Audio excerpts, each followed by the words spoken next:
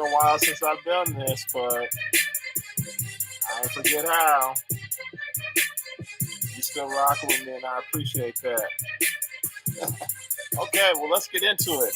It is Big J all day, aka the Mighty Big J, and this is another episode of The Hype Show. Thank you so much for joining me.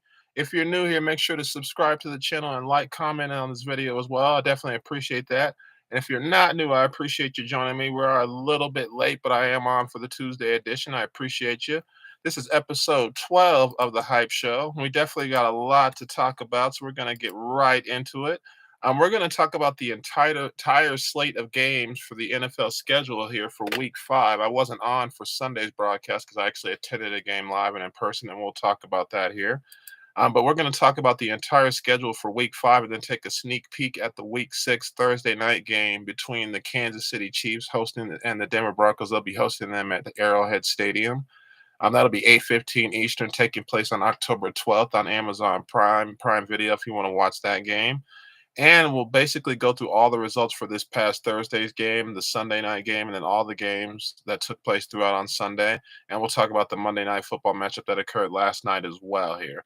So the first game we're going to start with that took place on Thursday night, that was between the Chicago Bears and the Washington Commanders. The Commanders were hosting the Bears. And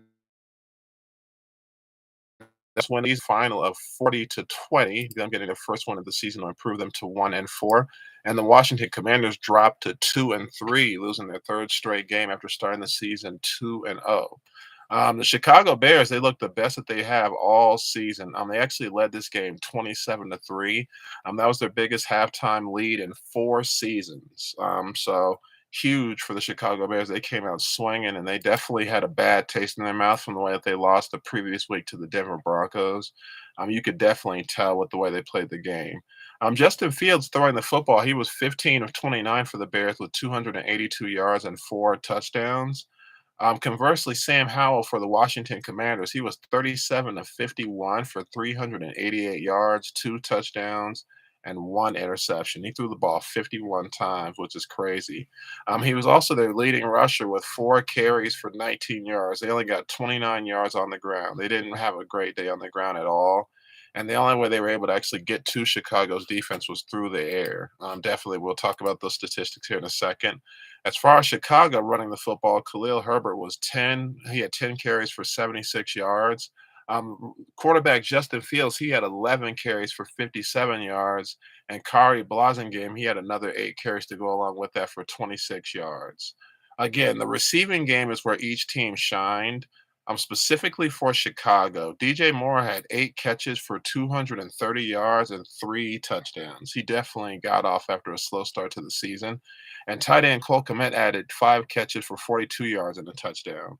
On the flip side for Washington, tight end Logan Thomas led them in receiving with 9 catches for 77 yards and a touchdown. Wide receiver Curtis Samuel came back with 6 catches of his own for 65 yards and a touchdown. And running back Antonio Gibson, he didn't have any yards on the ground, but he had 4 catches for 64 yards. And wide receiver Terry McLaurin, he had 4 catches for 49 yards as well. This game to me was won by the halftime. Again, it was 27-3, and Washington did outscore Chicago 17-13 in the second half, but it didn't really matter at that point because Chicago, they asserted their dominance early. And the thing that jumped out to me was that Justin Fields, statistically, he now has 8 touchdowns and 0 interceptions in his last 2 games between the Denver Broncos and this game here against Washington. So he hasn't really been the solution, but he hasn't been the problem either. They have a lot of different problems going on with that football team, but this was definitely a statement win for Chicago. As far as Washington goes here, this was a tough go for them because, again, they started out the season 2-0, and they were kind of in the mix with Philadelphia and Dallas early, but the NFC East is starting to sort itself out already. We'll talk about Philadelphia. We'll talk about Dallas and New York. We'll touch on that entire division in this broadcast. But as far as Washington and the NFC East, it's definitely starting to sort itself out. And with the NFC North, again, we'll talk about those other teams, the Detroit Lions, the Green Bay Packers, and the Minnesota Vikings in their division. As far as Chicago, I still don't think they're out of it by any means. They've had a rough go so far, but getting this win was definitely needed to keep them in the mix. Because Minnesota, they got their first win, but they got a loss this past weekend, and it's a huge loss as far as the roster as well. We'll talk about them as well. But Chicago is not out of it by any means. I don't see them being a playoff team, but as far as that division, it's kind of Detroit's and then everybody else after that. So I'm looking at the Chicago Bears schedule here with their next games coming up here following that Week 5 victory. They'll be home against the Minnesota Vikings Week 6, and that's on October 15th at 1 p.m. Eastern on Fox.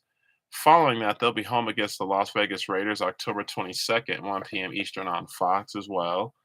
The following week, they'll be at the Los Angeles Chargers for Sunday Night Football, and that's October 29th at 8:20 p.m. Eastern on NBC.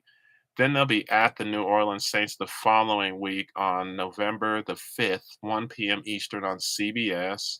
Then they have a Thursday night football game home against the Carolina Panthers November 9th, 8:15 p.m. Eastern on Prime Video. The Carolina Panthers are the only team in football that's left that's winless at this current time here. They're still awaiting a win with Chicago getting their victory. So it'll be interesting how that game looks, but that's basically the two worst teams or two of the bottom teams in the NFC. So it'll be interesting to see where they are at that time. As far as Minnesota, I at this point, based on what happened with Justin Jefferson, he suffered a hamstring strain. That's kind of tough to say. He suffered a hamstring strain in their game last week here. And so as far as Justin Jefferson goes, he's going to be out. He had modest stats in their game last week against the Chiefs. They lost 27-20. But he was placed on IR as a result of that injury, so he's going to be out a minimum of 4 weeks.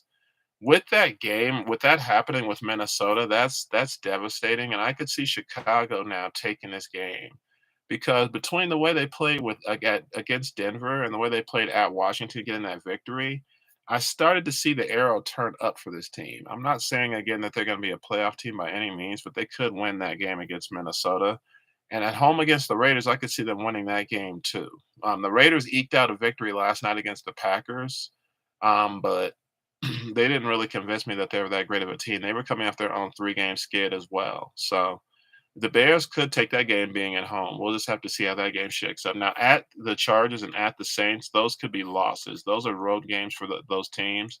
And each of those teams have tougher defenses than the Minnesota Vikings and Las Vegas Raiders. The Raiders have guys like Max Crosby, for example. He showed his stuff last night, but as a whole, that defense isn't that great. So the Chargers and Saints, they could lose those games, the Bears.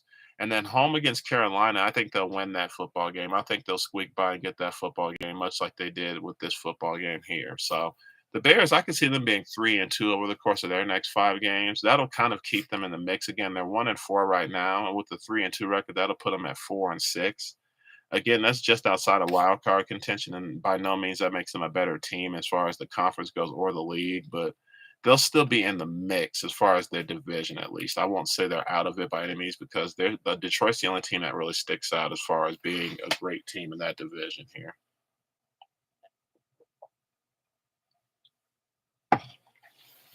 Now, looking at the Washington Commanders, looking at their schedule, they're now 2-3. Like I said, they started out 2-0. And they've now lost 3 straight games since their win against Denver back in Week 2. This coming Sunday, October 15th, they're at the Atlanta Falcons. That's 1 p.m. Eastern on CBS. The following week, they're at the New York Giants, October 22nd, 1 p.m. Eastern on CBS. Then they're home against the Philadelphia Eagles on October 29th, 1 p.m. Eastern on Fox.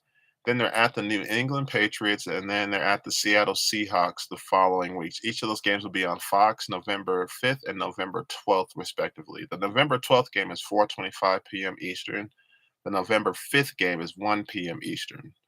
As far as Washington goes here, this skid, it's not surprising. Losing to Chicago, I had Washington winning that game, so that was surprising, but the previous losses to Buffalo and Philly, I kind of called those. At Atlanta, at this current time, with the way Atlanta is playing, even though Atlanta is 3-2 and Washington is 2-3, I could still see Washington winning this football game. I'll have an official prediction on Sunday for that game for you, but I could see Washington taking that game close. I think they were caught off guard a little bit with Chicago, but they'll take Atlanta more seriously because they need to snap this 3-game losing streak. Then they're at the Giants. The Giants are going to have issues on their own with Jones possibly being out. We'll talk about them later. But I could see Washington taking that game too to get themselves right. They'll lose the Philadelphia game because I think their best chance was at Philadelphia. That was Philadelphia's probably weakest quote unquote performance of the year, but they still got the dub in overtime. I think that was Washington's best chance. So I think they'll lose that game. At New England, I'll think Washington will win that game. New England is not a good football team. They've been blown out the last couple weeks. So I could see Washington winning that game. At Seattle, them traveling out west is going to be tough on them. And Seattle is not, they're not a team to sleep on either. They're definitely in my top five in the NFC right now. If I had to pick a top five team, so give me Seattle to win that game. That would put Washington at about 3-2 over their next 5 weeks. And with that being said, 3-2, with them being 2-3, would put them right at 5-5, a 500 football team. That's what they were last season anyway, so that's not unexpected. But with the 2-0 start, there was more promise and more optimism and positivity. But at 500, you're not going to be better than Philly or Dallas, but at the same time, you're not going to have the problems the Giants are having. So they're kind of be in the same place that they were to start the season anyway. So, excuse me, we'll just have to see how things shake out as far as their schedule. But I can see them being 5-5 after their next 5 games here. The next game we're going to talk about here, this is the Sunday schedule we're going to jump into. We're going to jump into the international game that occurred here. The Jacksonville Jaguars defeating the Buffalo Bills, 25-20, with Etienne running in for 2 touchdowns and Trevor Lawrence throwing for one as well. Trevor Lawrence was 25 of 37 for 315 yards to go along with that touchdown, while for Buffalo, Josh Allen was 27 of 40 for 359 yards, 2 touchdowns, and 1 interception. This game, Buffalo looked a little bit out of sorts. I felt like what occurred was exactly what I thought would happen, and Jacksonville would get acclimated to being over there. That's why I considered this being a victory for them. It would be an upset of sorts because they were already in London the previous week in their game against the Falcons. So they just stayed over there and got acclimated to the conditions over there, and they got the upper hand, I feel like, on Buffalo because of that. If this were on neutral ground or if this were actually in Buffalo or in Jacksonville, I felt like Buffalo would have had a better chance, honestly. Josh Allen was 27 of 40 for Buffalo with 359 yards, 2 touchdowns, and 1 interception, and was also their leading rusher with 4 carries for 14 yards and a touchdown. So he had 3 touchdowns in total for the 1 interception. And Buffalo as a team only got 29 yards on the ground. Travis Etienne, on the other hand, dominated on the ground for Jacksonville. He had 26 carries for 136 yards and 2 touchdowns. And Trevor Lawrence was the second leading rusher with 7 carries for 31 yards. As a team, they got 196 yards on the ground. As far as receiving, each number one receiver showed out for each team. Calvin Ridley led Jacksonville with 7 catches for 122 yards, but he didn't find the end zone. Christian Kirk had 6 catches for 78 yards, and Travis Etienne, he also, in addition to running the ball for 136 yards, had 4 catches for 48 yards. So he had 184 yards in total on the ground that day. For Buffalo, Stephon Diggs had 8 catches for 121 yards and a touchdown. And Gabe Davis also had 6 catches for 100 yards and a touchdown as well. So their top 2 receivers definitely got to work, but beyond that, there wasn't really much to spread around. Deontay Hardy did have 2 catches for 62 yards, but one of those catches was a 43-yard catch, and the other catch was for the 19 yards. James Cook, he had an awful day running the football, but he added 3 catches for 25 yards. He was negative 4 yards on the ground, so 21 yards in total for the day. Like I said, Jacksonville had the upper hand due to being in London previously. And I think that the Bills, if they had a situation where they were able to have their own international game and then come over to London and play Jacksonville, or for example, have a situation where it was on Jacksonville or Buffalo's actual field, I think they would have got the upper hand because they're the better team to me. But give it up for Jacksonville. They're hanging tough here. They're tops in the AFC South at 3-2.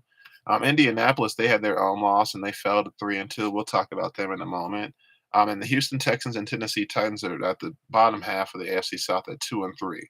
Looking at Jacksonville's next 5 games here, their next game is actually a home game that's actually in Jacksonville, and that's going to be against the Indianapolis Colts. That's at 1 p.m. Eastern, October 15th on CBS. Like I said, that's going to be in Jacksonville at Everbank Stadium, so they're actually coming home from England finally. They have a Thursday night game, a quick turnaround on October 19th against the New Orleans Saints. That's at New Orleans at 8:15 Eastern on Prime Video.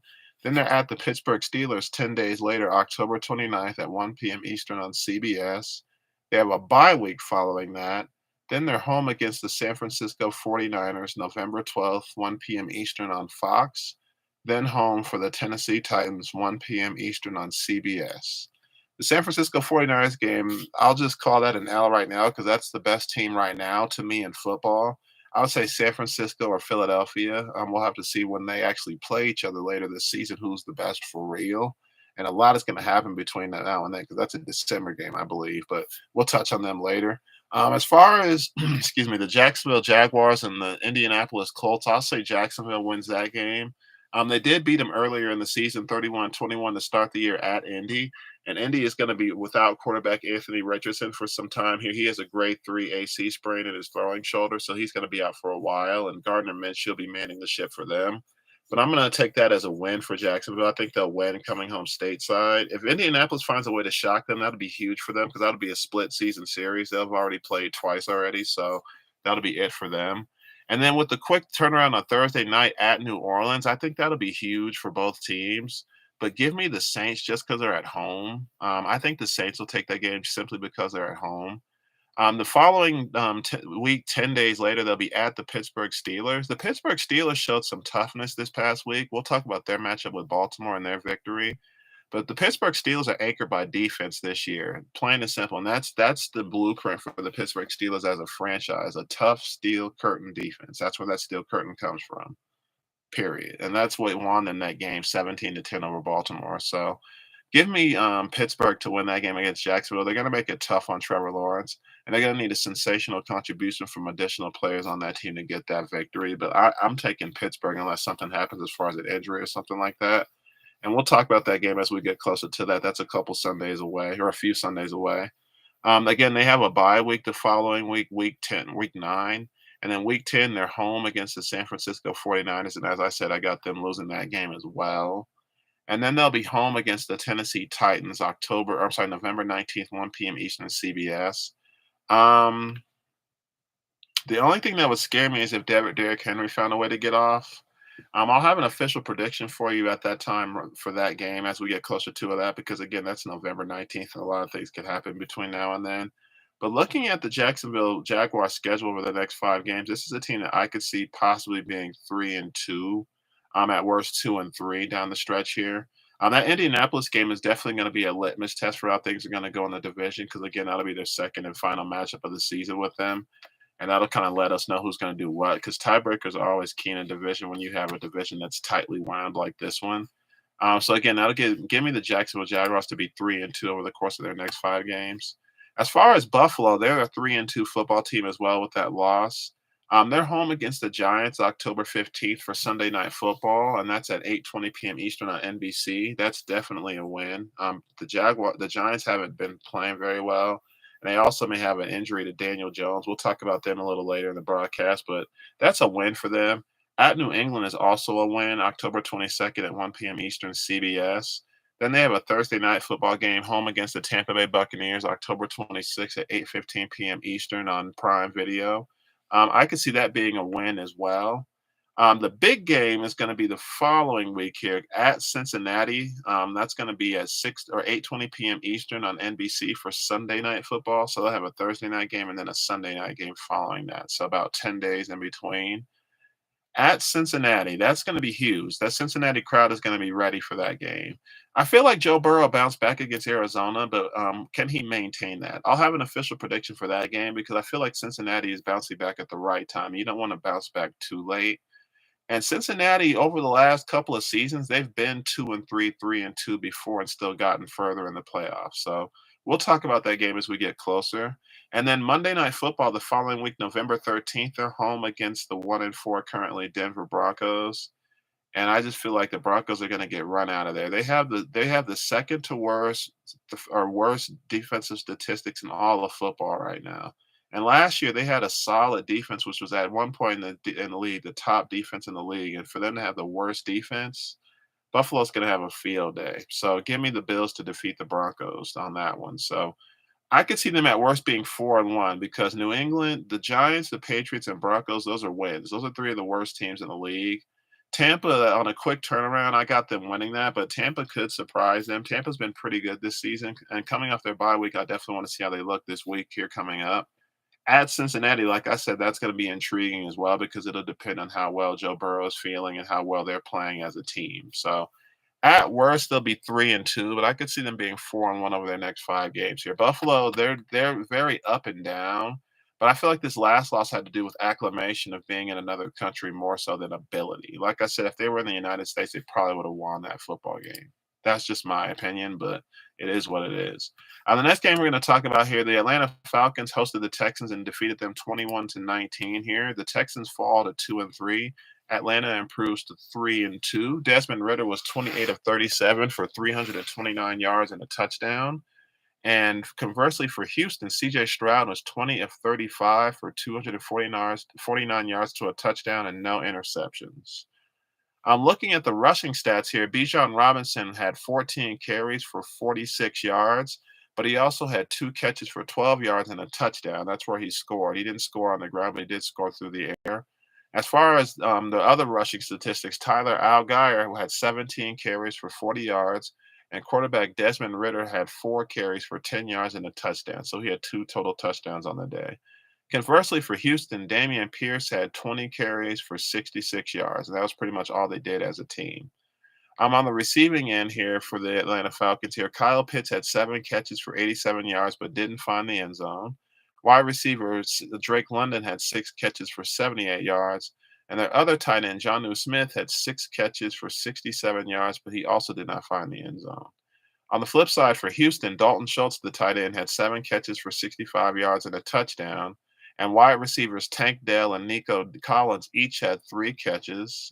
Dell had 57 receiving yards. Nico Collins had 39. Robert Woods also had 3 catches for 30 receiving yards as well. This game was very nip and tuck, and it was pretty much ran by Houston. Houston actually led this game 16-7 going into the fourth quarter. I'm sorry, 19-7 going into the fourth quarter. And Atlanta got 2 touchdowns in the fourth quarter late to seal the deal for them. So Houston actually was kind of holding things down for much of this game here. They just didn't take advantage of any opportunities that they had to score touchdowns and settle for field goals a lot.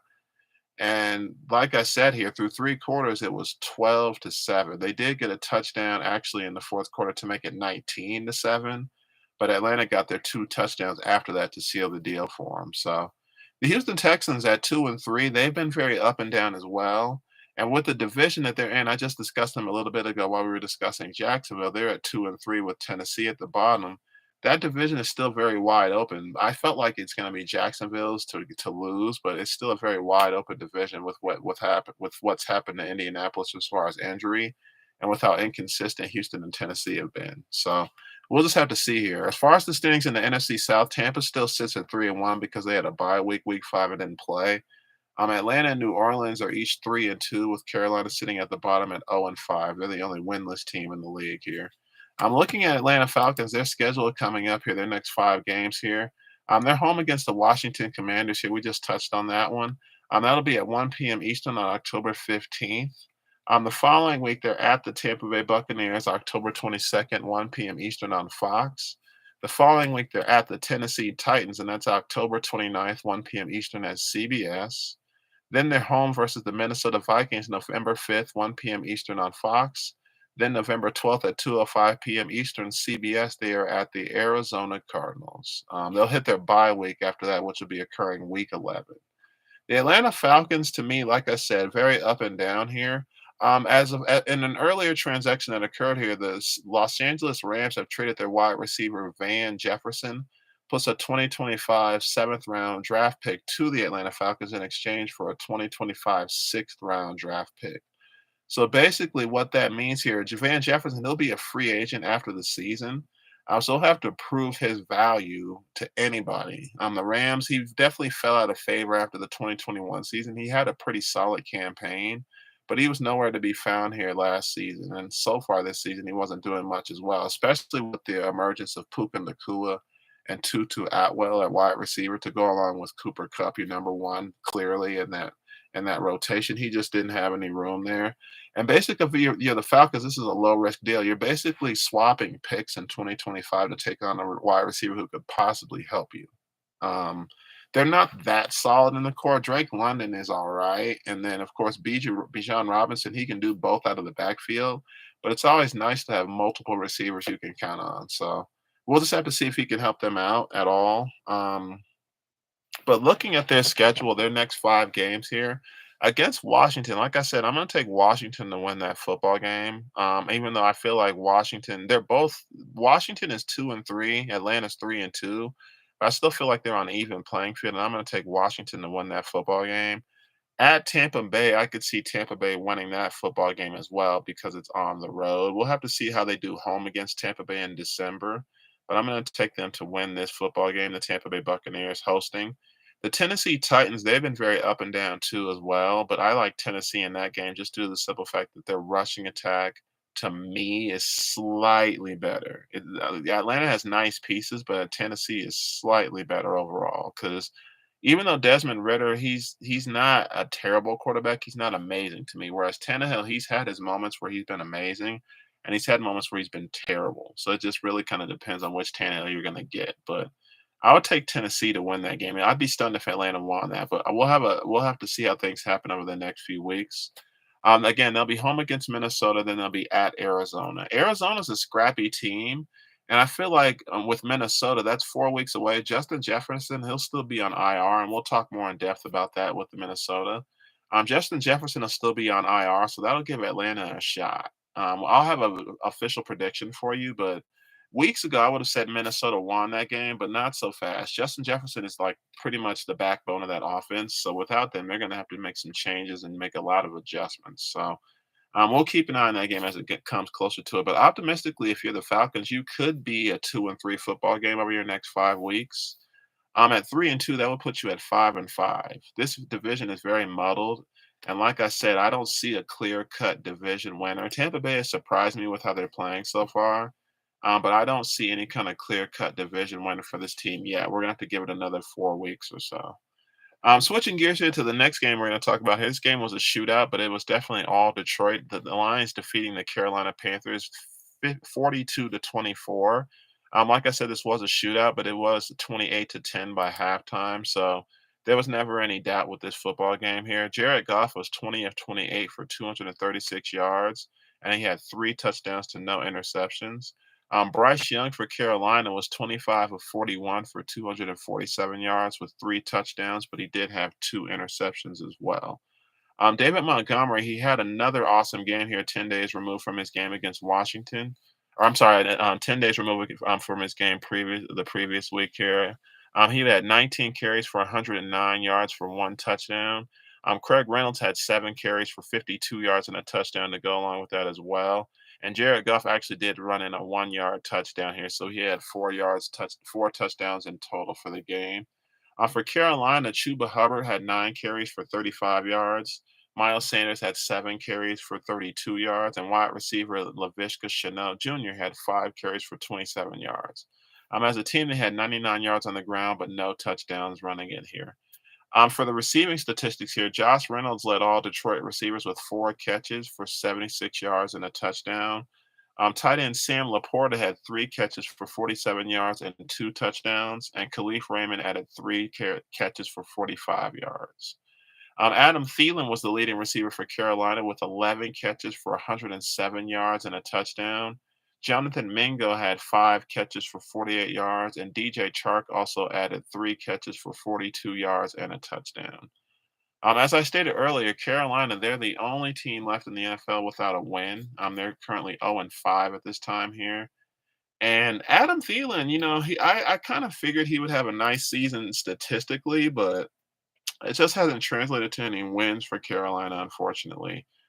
He was considered old and kind of out of the rotation for the Minnesota Vikings, but based on what happened with Jefferson, they definitely could use him. But we'll just have to see in their case what Jordan Addison and KJ Osborne have to do. But getting back to Carolina, he's had a pretty solid season, and he's going to be nice for Bryce Young to have here. We'll just have to see if Bryce Young can get a win at what point he'll get his win. I don't see them going 0-17 or anything, but Carolina, I've stated many times they're going to be playing for a top pick in the draft in 2024. That's just how I see it.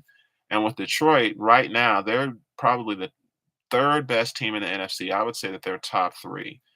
They have a better record than Dallas, so I can't say Dallas is better than them at this point. And again, with San Francisco and Philly each being 5-0, that puts them right there at third. So the Detroit Lions, their next game is at the Tampa Bay Buccaneers on October 15th. Here, that's going to take place at 4:25 p.m. Eastern on Fox.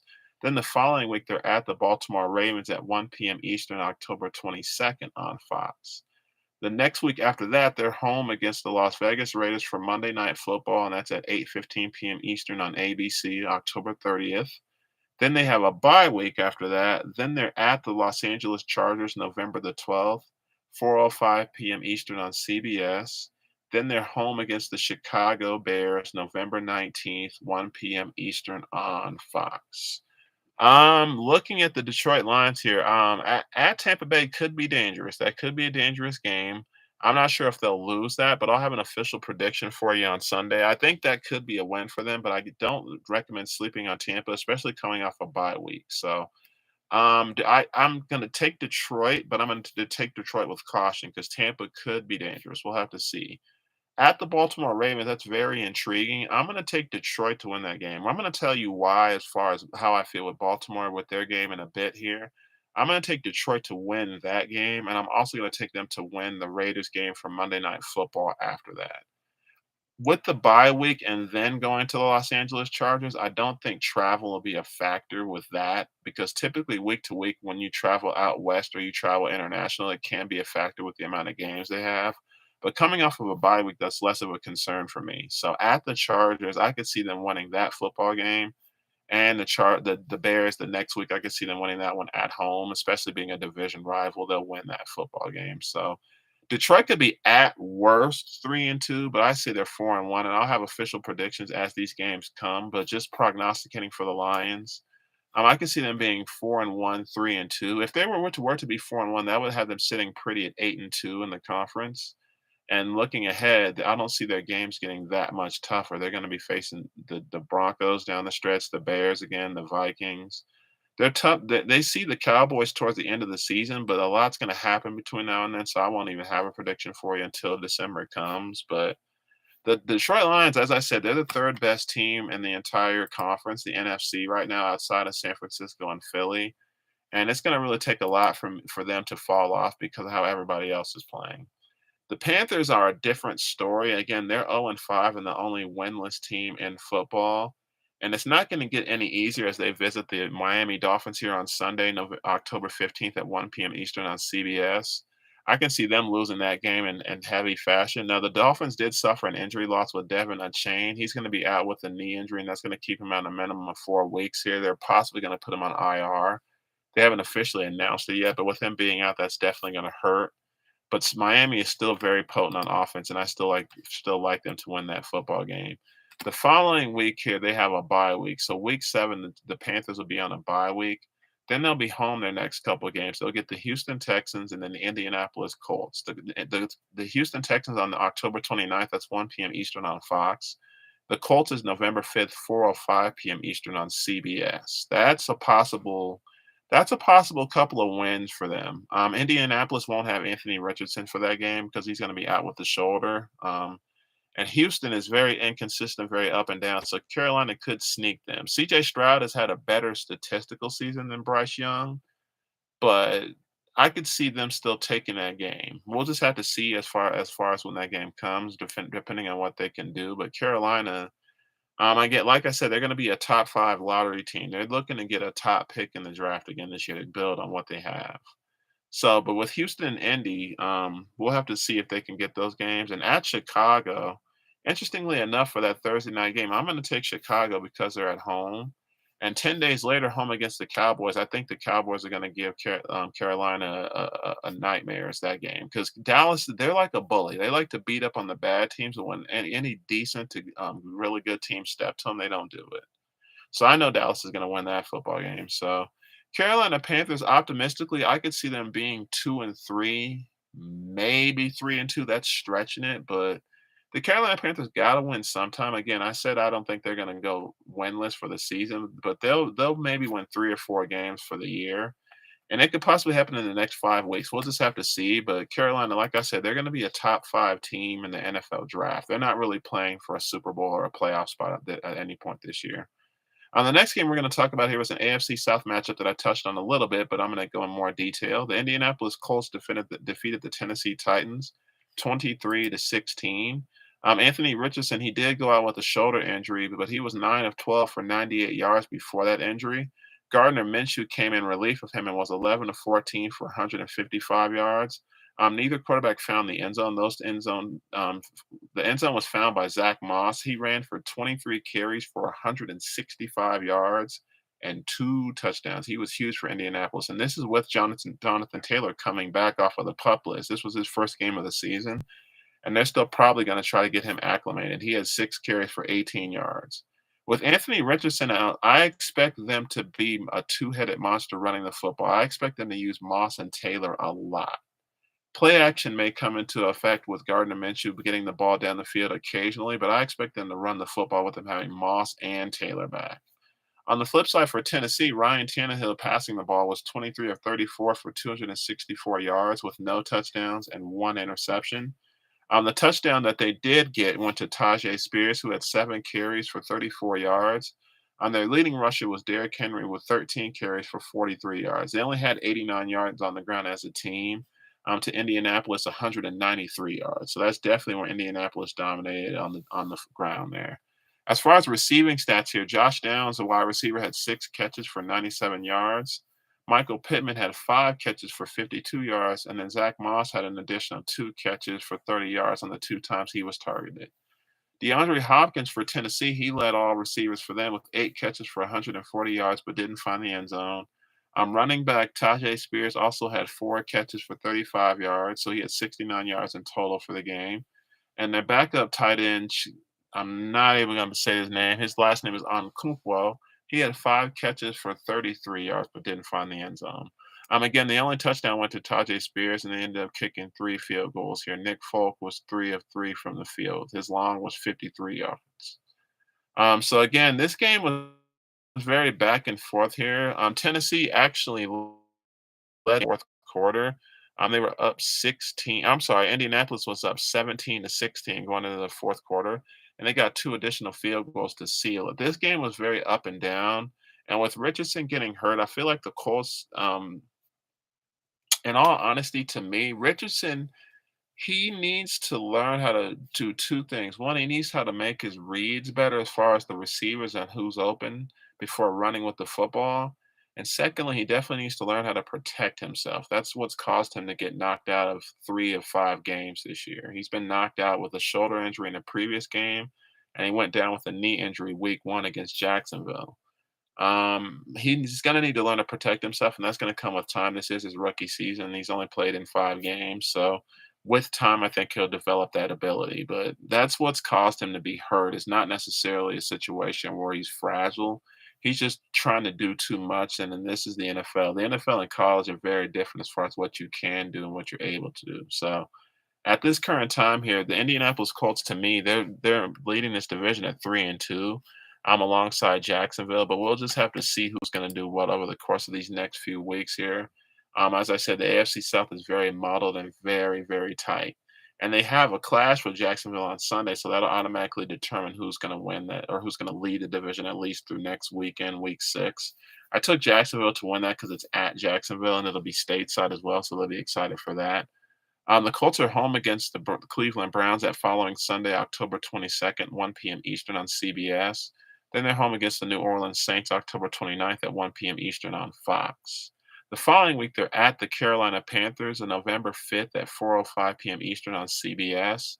Then the following week against the New England Patriots on November 12th, they have an international game in Germany on Sunday, November 12th. This will be at Frankfurt Stadium. So that'll be pretty interesting. The Patriots are having a rough year, and we'll just have to see once we get closer to that game. But since it's international, it's usually more a balanced playing field, but I still like the Colts to win that football game, as far as that goes. So looking at the Colts and their schedule over the course of their next 5 games, again, I have them losing to Jacksonville for sure, and I can see them beating Carolina and New England. So home against Cleveland. Cleveland has a solid defense, even though they've lost some key pieces. And the Saints, they definitely showed they can pick it up on defense too when they have a quarterback that they can take advantage of. So At worst, I could see the Colts being 3-2, and I'll have a firm prediction as each of these games come. But looking at the Colts schedule, I could see them being a 3-2 football team here as far as the future goes for them. On the flip side, the Titans, they're 2-3 now, and they're 0-3 on the road. They've lost all their games on the road. So at home, they're pretty solid, which is where their next two games are. Technically speaking, this next game is a home game against the Baltimore Ravens, but again, this is taking place in England at Tottenham Hotspur Stadium on Sunday, October 15th, before they head into their bye week. So naturally, you would take Baltimore if this were on an even playing field. But because they're in England, I'm gonna have a firm prediction for you on my Thursday broadcast, but this feels very much a pick 'em like the moment just because Lamar Jackson, he's not playing as up to snuff as he normally is. So, I'll have to check back with you on that game here and see how they do with that one. But at this current time, that game is a pick 'em at this current time. Again, they have their bye week, then they're home against the Atlanta Falcons, October 29th at 1 p.m. Eastern on CBS. Then they have a Thursday night game at Pittsburgh, November 2nd, 8:15 p.m. Eastern. Then they're at the Tampa Bay Buccaneers, November 12th, 1 p.m. Eastern. Then they're at the Jacksonville Jaguars, November 19th, 1 p.m. Eastern on CBS. So that's pretty brutal. They have a couple of home games here, a home game, a bye week, a home game. Then they're on the road for 3 weeks before they're home against Carolina. So that's going to be rough going here for the Tennessee Titans here. I like the way Pittsburgh plays defense, and I'm very surprised at how well Tampa Bay is playing, especially on offense. By the time they get to Tampa, I can see them losing that game and at Jacksonville as well. So Tennessee, to me, they'll beat Atlanta after their bye week because they're home, and Atlanta again is not that fantastic as far as how they play the football. So I could see Tennessee being 2-3 possibly. Again, as these games get closer, I'll have a real prediction for you, but that'll put you at 4-6 on the season. And depending on what the other three teams do in that division, that's not going to work.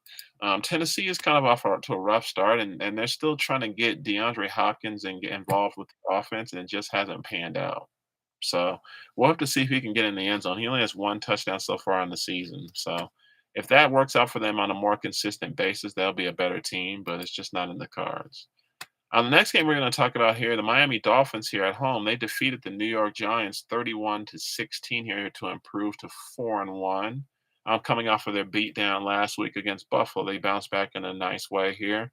The Giants unfortunately fall to 1-4 on the season here, and they're having a rough go, falling to last in the NFC East. Tua Tagovailoa was 22 of 30 for 308 yards with two touchdowns, but he also did throw two interceptions. Daniel Jones, conversely, was 14 of 24 for 119 yards before he had to leave the game with an injury. They said that he's going to be possibly out. They'll just have to see. They're taking it day by day because it is a Sunday night game. They are expressing. They did express optimism about the neck issue because back in 2021 he had a neck injury and he didn't gain any medical clearance, and that caused him to miss the rest of the season.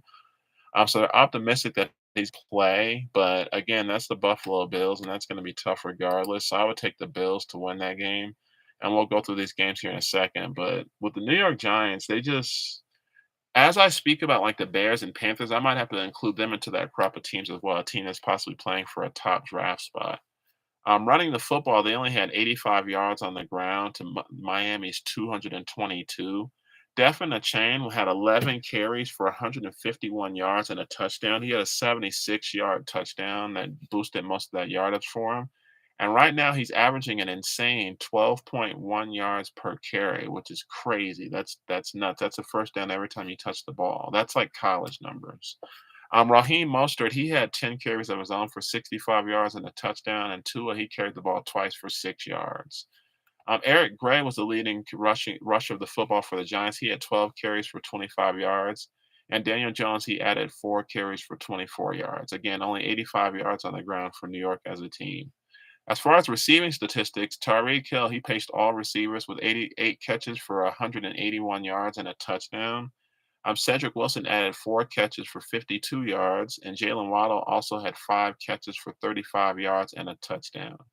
On the New York side, tight end Darren Waller was their leading receiver with 8 catches for 86 yards. The wide receiving core, the top three wide receivers had a total of 6 catches in total. Darius Slayton had the 2 for 35, Paris Campbell had 2 for 23, and Isaiah Hodgins had 2 for 19. So just an all-around dominant day for the Miami Dolphins, and they're just doing what they always do. As far as New York, they're just kind of that beatdown that they took by Dallas all the way back in Week 1 has pretty much set the tone for what they're going to be, in my opinion. With Miami, as far as I'm concerned, the only team in the mix for them was the Buffalo Bills. But with Devin Achane missing multiple weeks, that's going to be rough on them. That's going to hurt them a lot. Jeff Wilson is coming off of IR, but he's been rusty. We'll have to see if he can be anything to them and pace that. But Devin Achane was having an incredible year. They didn't specify what exactly and they didn't comment on exactly what the severity of the injury was. But they did say that he's going to miss multiple weeks and he possibly could end up being on injured reserve. So, again, the top running backs coming in the following week for Miami are going to be Raheem Mostert. He's going to have a heavier workload for sure. And Jeff Wilson Jr., they're activating him off of the IR where he spent the first 4 weeks of the team. He had multiple injuries going on, so they had to place him on IR. He wasn't ready to start the year. Miami is home against the Carolina Panthers this Sunday, October 15th at 1 p.m. Eastern. I still got them winning that football game. Again, a game that I've touched on many times follows that on October 22nd at the Philadelphia Eagles at 8:20 p.m. Eastern on NBC. That's where they're really going to miss Devin Achane for sure. I'm taking Philly to win that game right now. They're the better team than Miami. Miami's been great this season, but Philly, they're cream of the crop. Miami is just a notch below them, just a slight notch below Philly. So I'll have an official prediction that following Sunday when that game is coming up. But I'm taking Philly right now. Now, Miami does get home for the next few weeks. They're home against the New England Patriots. They're home against the Kansas City Chiefs, but that's an international game. Game is happening November 5th. That's 9:30 Eastern at Frankfurt Stadium in Germany. So that's a home game, but it's international. And then the following week, they're home against the Las Vegas Raiders on October 19th. Actually, they have a bye week, and then November 19th, they're home against the Raiders. So the Dolphins, to me, the only games that jump out as tough are going to be the Eagles and the Chiefs, the two teams we saw in the Super Bowl last year. Those games are naturally going to be tough, but Carolina, New England, and Vegas, those are wins. So Miami, even with Devin Achane being out, they're going to be a 3-2 football team over the next 5 weeks. And then the following weeks after that, they still get the Jets and the Commanders. So those are wins too, possibly. But we won't have a prediction for you yet until we get closer. But Miami, they can still keep pace with Buffalo, depending on what Buffalo can do. Because Buffalo, to me, they're 3-2, but they're inconsistent. They're inconsistent, even though they're a great team. They just haven't shown any consistency yet. So Miami and Buffalo, that's going to be something that's going to be back and forth over the course of the next month, even with the injuries that Miami has. On the flip side for the Giants, looking at their next games here, as I said, they're going to be losing to Buffalo October 15th, 8:20 p.m. Eastern on NBC. That's Sunday Night Football in Buffalo. Then the following week, they're home against the Washington Commanders October 22nd at 1 p.m. Eastern on CBS. Then home against the Jets, 1 p.m. Eastern, October 29th on CBS. The following week, they're at the Las Vegas Raiders, 4:25 p.m. Eastern on Fox. Then they're at the Dallas Cowboys, November 12th, 4:25 p.m. Eastern on Fox as well. That schedule is daunting, and I'm going to tell you why. Buffalo, I said, is an L. Home against Washington is still could be an L because Washington, they take their divisional games really seriously, really seriously. So I can see Washington coming in there and kicking them in the teeth, especially if there's any situation where Saquon Barkley is still out for some reason. But I got Washington to win that game. Now, home against the Jets is also very intriguing as well because the Jets coming off of their win over Denver, we'll talk about them later in the broadcast. To me, the Jets showed some fight on defense and on special teams. I'm still not sold on Zach Wilson, but he's definitely bought himself some more time to be the quarterback for this team. So the Giants and Jets is going to be who plays the best. Neither team is very good, but we'll just have to see who plays the best. At the Raiders and at the Cowboys, the Las Vegas Raiders showed some fight last night in their win over Green Bay. And at Dallas, again, like I said, they beat up on the teams that are not very good, and the teams that are average and good to really great, they struggle. So I got Dallas winning that football game, and then over the course of these next 5 weeks, the Giants at best will be 2-3, to be honest with you, at best, because this team has a boatload of problems, and they just don't have the consistency to show me that they can win. They showed flashes of greatness back in week 2 when they beat Arizona 31-28, but that's the only time that I've seen them show me anything. They've been blown out in all their games, 40 to nothing to Dallas, 30 to 12 San Francisco, 24-3 Seahawks, and then this Miami game that just occurred. They get beat by more than 2 touchdowns every week.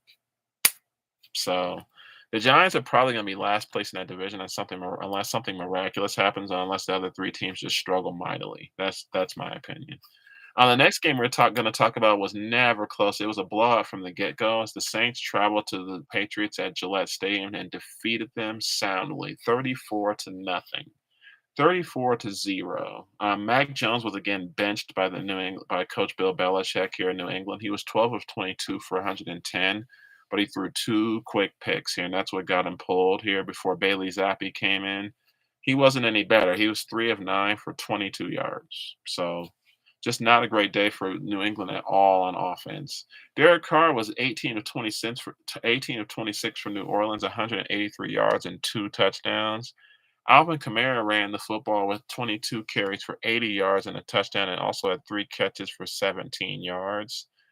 Rookie running back Kendra Miller, sorry about that, out of TCU had 12 carries for 37 yards.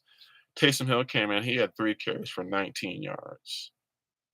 They didn't have to really do much because on offense, they played pretty well, the New Orleans Saints, but there was a lot of defense and special teams that had a lot to do with this here. Mac Jones fumbled the ball as well, so he had 3 turnovers.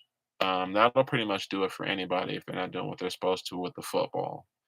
As far as the rushing statistics for the New England Patriots, they only had 45 yards on the ground as a team. Ezekiel Elliott and Ramondre Stevenson each had 8 carries, with Stevenson getting 24 yards to Elliott's 21 yards. That was all they were able to do on the ground. The receiving statistics here, Michael Thomas had 4 catches for 65 yards for the Saints, and Kendra Miller had 4 catches for 53 yards to go along with the 37 yards he ran for. So he had 90 total yards from scrimmage. And Rashid Shaheed, wide receiver, had 2 catches for 28 yards for the Saints. For the New England Patriots, there wasn't really much to speak about whatsoever. Kendrick Bourne was their leading receiver with 2 catches for 43 yards. Devontae Parker had 2 catches for 20 yards, and tight end Mike Gesicki had 2 catches for 17 yards. Demario Douglas had 1 catch, and it was good for 24 yards on 2 targets, but he didn't find the end zone. Again, nothing to speak about whatsoever as far as the New England Patriots. They literally didn't do much, and this was all Saints all day long. Plain and simple.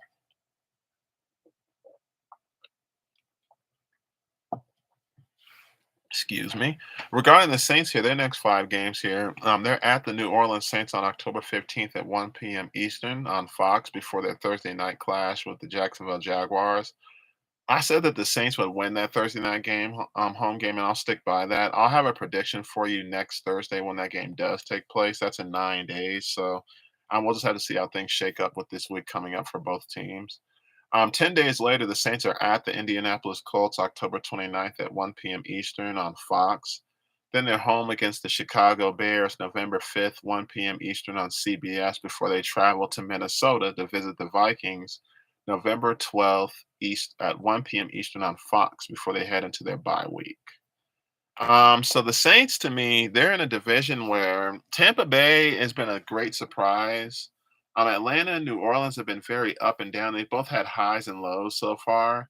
And Carolina, they're still searching for that first win. So um, as far as I'm concerned here, what'll break things up as far as monotony in the division is when the Saints travel to Atlanta on November 26th.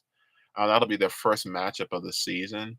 The Saints have only had 1 matchup so far within their division, and that was Carolina back in actually, they've had 2, the Carolina in week 2 and Tampa in week 4. So they're 1-1 in their division right now. And we won't really know what they're going to do until they start playing more divisional games that are going to come up. I could see them winning at Houston. But they could end a win against Jacksonville because they're at home. I'm gonna say that for now. I'll say let's just say for the sake of argument, they win against Jacksonville and they win against Indy and Chicago. If Minnesota still doesn't have Justin Jefferson back for that November 12th game, I think that's going to be rough going for them too. The Saints give me a lot of optimism based on the way that they beat the Patriots, but it's the Patriots. The Patriots have been blown out 72-3 the last two games. Blown out. So I just don't see the Patriots being a measuring stick for success because the Saints have beaten the Titans, the Panthers, and the Patriots. Those teams aren't very good. They're not juggernauts by any means. So looking at their next 5 games, I could see the Saints being 4-1, or they could be 1-4, because I don't know what they are quite yet. I just really don't know what they are quite yet. Looking at the Patriots, there's just so many questions surrounding this team as to where they go from here. Do you let go of Bill Belichick because he has the unique position of being the coach and the GM for this team, and this team is very bereft of talent. So that falls on his watch as well. That's 2 watches that he's falling on here. And like I just stated, they've lost their last 2 games between the Cowboys and Saints by a combined score of 72-3. That's not going to get it done in any league. So they're at the Raiders October 15th, 4:05 p.m. Eastern on CBS. The following week, they're home against Buffalo, October 22nd, 1 p.m. Eastern on CBS. I got that as a victory for Buffalo. They're at the Miami Dolphins, 1 p.m. Eastern on CBS, October 29th. Then they're home against the Washington Commanders, November 5th, 1 p.m. Eastern on Fox. Then November 12th against the Indianapolis Colts. The Patriots actually have an international game, and again, that's taking place at Frankfurt Stadium in Germany. The Patriots they're bad, and the thing I wonder is where you go from here because you have a lot of injuries on defense. I think that's what part of what's causing their issues. You have your top draft pick Christian Gonzalez out of Oregon. He's going to be out for a while with a shoulder issue, and then Matthew Judon, he had to have surgery on his bicep muscle, and he may not return for the season. They may get him in December, but we'll just have to see. But the Patriots, to me, I just don't see any wins on the horizon. Even with the Raiders coming up on Sunday, that still feels like a pick 'em because of the way the Raiders played against Green Bay. Green Bay didn't make a lot of mistakes, but at the same time, who knows? The Patriots may not get their next win until November based on the next few games they have because they're not beating the Bills or the Dolphins. We'll have to see about Washington. I'll have a firm prediction November 5th.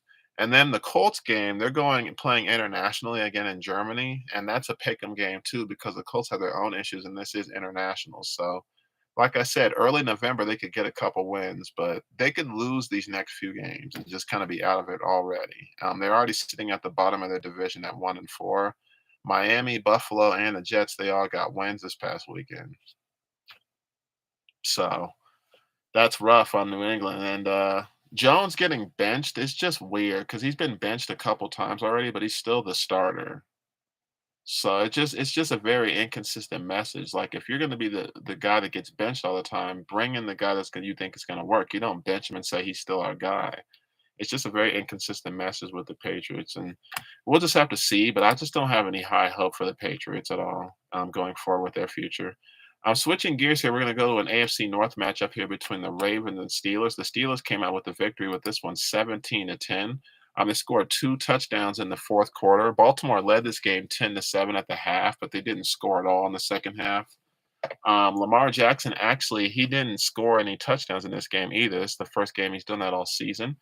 He threw an interception. Unfortunately, he was 22 of 38 for 236 yards. On the flip side, Kenny Pickett was 18 of 32 for 224 yards with a touchdown. And he got the touchdown late, but it was definitely perfect timing for this football team. As far as running the football, Baltimore led that category 125 yards to Pittsburgh's 87. Gus Edwards had 12 carries for 48 yards. Lamar Jackson, 6 carries for 45 yards. And Justice Hill had 7 carries for 32 yards and scored their lone touchdown. As far as running the football for Pittsburgh, Jalen Warren had 9 carries for 40 yards. Najee Harris had 14 carries for 37 yards, and George Pickett on an end around had a carry for 16 yards. On the receiving statistics here, it looks like that's where Pittsburgh definitely got things done. George Pickens, he paced all receivers with 6 catches for 130 yards and a touchdown. Jalen Warren had 3 catches out of the backfield for 39 yards, and wide receiver Allen Robinson II had 5 catches for 29 yards. For Baltimore, wide receiver Zay Flowers had 5 catches for 73 yards. Tight end Mark Andrews had 6 catches for 65 yards, and wide receiver Nelson Aguilar had 4 catches for 64 yards on 5 targets. This was a very nip and tuck game in the first half. The third quarter was very stagnant as far as each team where they needed to go, as far as offense and defense doing what they needed to. But the fourth quarter is definitely where the Steelers showed up and showed out here. And they said there would be changes after the way things went last week on their schedule, the way that they lost to Houston 30-6. That was just a humiliating game, and they said that there would be changes and there would be things to improve the team, and they definitely showed that. A lot of people wanted the OC gone, Matt Canada, the offensive coordinator. They wanted him gone, and this offense didn't really play any better by any means. But with a victory, that'll save your job in a sense. You know, they got the 17 points, but they held them to 10, and that's the ultimate goal. So Pittsburgh definitely did what they needed to do. And looking at their schedule going forward here, I'm prognosticating these next few games here. They're at the Los Angeles Rams, 4:05 p.m. Eastern on October 22nd. That's going to be on Fox. Then the next couple of games, they're going to be home. They're home against the Jacksonville Jaguars on October 29th, 1 p.m. Eastern on CBS. Then for Thursday Night Football, they're home against the Tennessee Titans, November 2nd at 8:15 p.m. Eastern. That's November 2nd on Prime Video. Then 10 days later, they're home against the Green Bay Packers, November 12th, 1 p.m. Eastern on CBS, before traveling to Cleveland to visit the Browns November 19th at 1 p.m. Eastern on CBS. The Pittsburgh Steelers have won their games to me with defense. The Cleveland Browns game, the Vegas game, and this game, it all felt like there were moments by key defensive players. The games where they didn't get defense, at the right defensive schemes going, in the games where they didn't play good defense and when the offense weren't clicking for you, they got blown out. They got blown out week 1 by the 49ers 30-7, and they got blown out week 4 this past a week and a half ago by the Houston Texans before this win that they got. So as long as that defense is playing that a way that it needs to and that keeps humming and making these quarterbacks' life a living hell, then that's the team that you want to see if you're Pittsburgh. But if the offense doesn't really do much and they have a situation where they're playing lackluster football on the defensive side of the ball, they're going to lose games. So looking at their next 5 games again, with the way the schedule is lining up, um, optimistically, they could be 3-2 over these next 5 games. I'll have official predictions again, like I always say, for each game each week because things change week to week. But at 3-2, they're still sitting pretty with Baltimore at the top of their division, unfortunately. And with them winning that game, that gives them the tiebreaker and the division lead for now. Cleveland didn't play, so they still sit at 2-2. And Cincinnati is at the bottom at 2-3, even though they got their victory over the Cardinals. We'll touch on them in a little bit here, but Pittsburgh is still sitting pretty. We'll just have to see what happens with these next 5 games. But optimistically, I could see them being 3-2. The offense needs to play well, and if they can get Deontay Johnson back after their bye week this week coming up, that'll help. That'll help their offense for sure. George Pickens has been playing well, but it's always nice to have multiple receivers doing what they got to do. Like I said, they have a bye coming up this week here, but they're 5 games after that here. We'll have to see what they can do. But Pittsburgh improving to 3-2. The Baltimore Ravens, this was stunning. I actually had Baltimore winning this football game here, and it's very stunning that Lamar Jackson just didn't play well at all. He did what he could, but he didn't find the end zone. So it's just kind of nuts to me. The Baltimore Ravens, I had this team winning the division, but we're going to have to hold our horses here. That was their first divisional loss after they beat Cincinnati and Cleveland. They're now 2-1 in the division, so that does drop them back a bit. They have their international game here coming up with the Tennessee Titans here at Tottenham Hotspur Stadium in England, and I could see them winning that football game. Honestly, the Tennessee Titans, as I've touched on, they just haven't shown me much as far as what they are yet. So I'm going to take Baltimore for now on that one, and I'll have an official prediction Thursday on the next broadcast. Home against the Detroit Lions, October 22nd. I'm taking the Lions for that one, as I stated earlier. They're at the Arizona Cardinals, October 29th at 4:25 p.m. Eastern on CBS. They're home against the Seattle Seahawks I'm sorry, November 5th, 1 p.m. Eastern on CBS. Then they're home against the Cleveland Browns, November 12th, 1 p.m. Eastern on Fox. So Baltimore, they're very up and down. Like the Indianapolis game and the Pittsburgh game, those were two games that I took them to win. And Lamar Jackson was the common denominator in each of those losses. He just didn't play as well as he should have. When this team is humming and rolling, it's because Lamar Jackson is playing well. So these next 5 games here are really gonna come down to just that for me, and injury as well. They have injury to key players, and they need to get key players back and healthy as well, which is the nature of football. So looking at this game here, coming up here, again, I'm gonna take them to beat Tennessee and lose to Detroit, but after that, I'm gonna have more firm predictions for you, and based on that prognostication, they'll probably be 3-2, optimistically 4-1 over the next 5 games here. So Baltimore, they're in the mix simply because of the way things are shaking up with other teams, but if these other teams are winning around, then that's gonna put them in and leave them in the dust really quick. So Lamar Jackson plays well, the Ravens win. Lamar Jackson doesn't play well, they lose. That's just been the theme for that team here. Switching gears to an NFC matchup that occurred here, the Los Angeles Rams hosted the Eagles, and they were beaten 23-14 by Philadelphia. Philadelphia improved to one of the only 2 unbeaten teams left in football at 5-0. They led this game 17-14 at the half, but a couple of late field goals by this team sealed the deal for them. Jalen Hurts had 2 touchdowns, one through the air, one on the ground. He was 25 of 38 for 303 yards. He did throw 1 interception, but on the ground, he was their leading rusher with 15 carries for 72 yards and that touchdown. So again, 2 touchdowns on the day. DeAndre Swift had 17 carries for 70 yards, and Kenneth Gainwell had 7 carries for 17 yards for this team. They had 159 yards on the ground.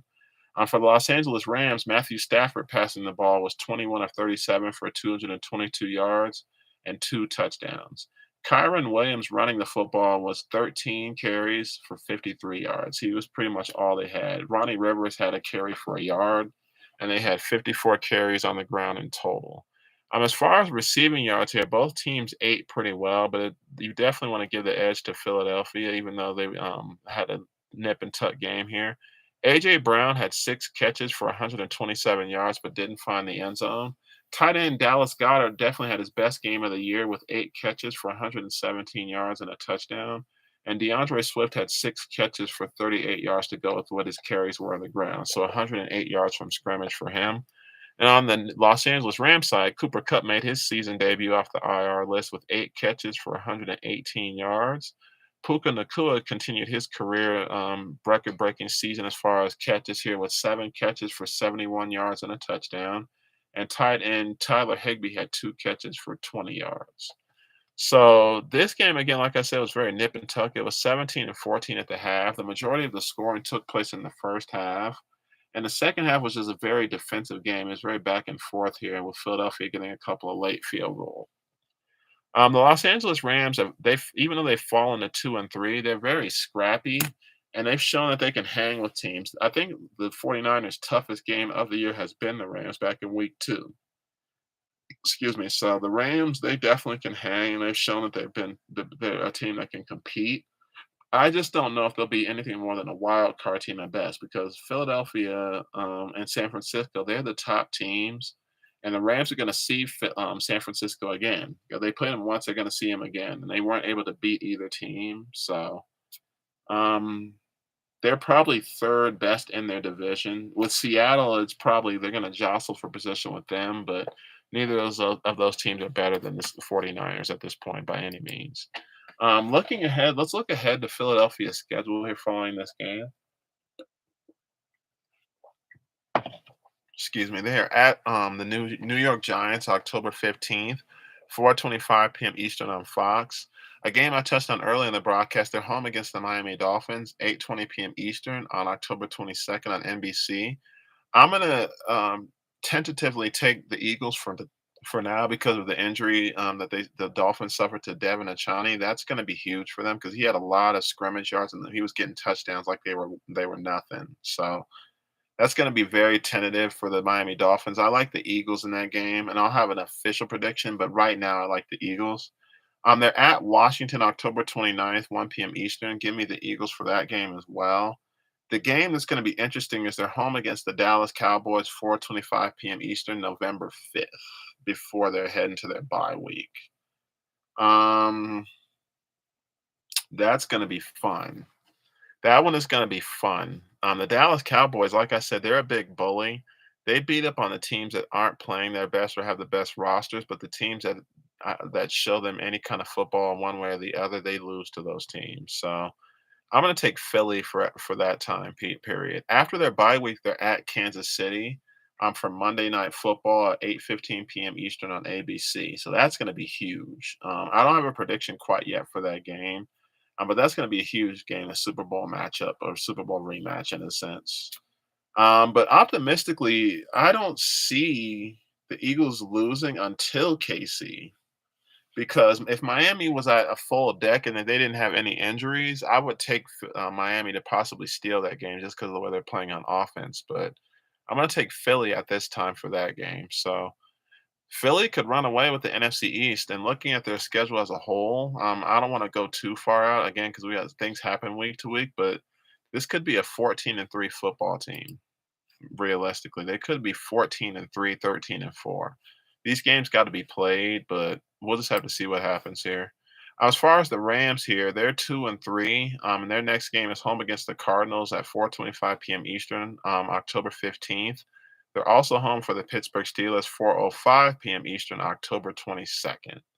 So those two games are going to be at home, but knowing the Rams, they'll probably split those. I can see them splitting those games. They're at Dallas and then at Green Bay the following 2 weeks, October 29th and November 5th. Each of those games are at 1 p.m. Eastern on Fox. And I could see them losing to Dallas, but giving Green Bay a game. That's how that looks to me. I could see them losing to Dallas, but giving Green Bay a game. They head into their bye week after the Green Bay game, then they're home against the Seattle Seahawks on November 19th, 4:25 p.m. Eastern on CBS. That'll be their second matchup. They went to Seattle week one and won in dominant fashion, 30-13. But I honestly think that Seattle was sleeping a bit because of the absence of Cooper Kupp. We definitely discovered who Puka Nacua was that day at wide receiver for this Rams team. So looking at their next 5 games with that bye week squeezed in, so that's the next 6 weeks we're looking at here.